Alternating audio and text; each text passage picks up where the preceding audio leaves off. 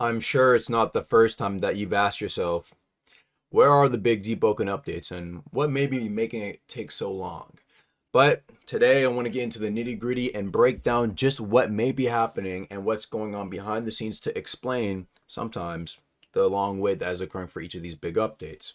It happened last year with Layer 2. We had a pretty decently sized wait, which was understandable. It was Layer 2. But this time around, players are a little bit more confused, a little bit perplexed, to say. We're going to be going over as to why Conquest and World events are going to be taking a little bit longer than you would have first thought. Now, initially, a lot of people don't think that Conquest and World events aren't going to be big updates.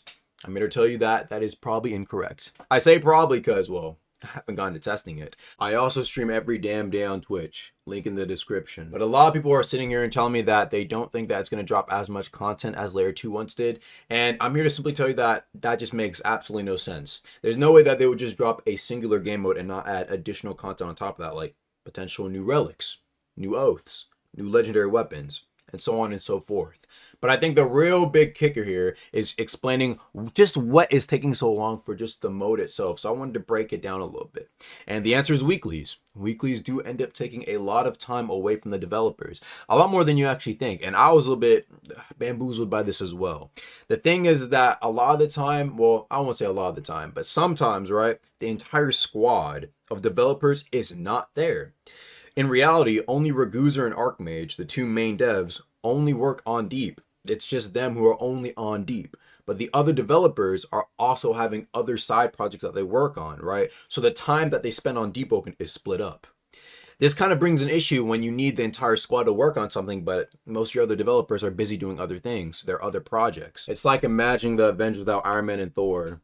They probably would have lost to Loki. Now, I know what you may be saying, Agamatsu. What about last year? Did Layer 2 really have this issue? Well, let me tell you what the main difference was. They had 3 main Deepwoken developers, but that was Iltra, and she's no longer, unfortunately, here with us. But let me tell you what we do have. We do have the homie K1. But again, he's not really a main Deepwoken developer, so in my opinion, I don't think that really made up for that fact. So add on top of the fact that the devs have lives, other things they want to go do, and then you have a team that's not even fully there altogether when working on updates. Sometimes they may not even have the time to work on a big update for that week because guess what? They have to attend to the weekly, the bugs that need to be fixed, the balances that need to occur, and little bits of content that we get per weekly. And of course, if the weekly is not good enough, a lot of people will sit here and complain. Now, a lot of you may be thinking, why don't they just stop working on the weeklies? You know, why don't they just cancel the weeklies until the update is finished? But of course, when they do that, a lot of people are going to be immediately expecting that very soon the update will drop. And so that will add additional pressures onto the fact that, you know, they need to drop the update soon. And they don't really want to do that. Their workflow is more so relaxing. A lot of people want to say it's lazy, but they want to take a more casual approach to how they drop the updates. They don't want the pressures put on them to immediately drop as soon as they can because that might end up rushing the update. Layer 2 had a little bit of this issue last year where they kind of put a date and then they need to get that done as soon as they could, and it kind of put a lot of pressure, stress, if you will. So you might be asking, Agamatsu, what are your predictions for when the updates are going to drop? In my personal opinion, I think Conquest is going to drop first. It's very clear and obvious why it's going to drop first. It's a PvP-focused update.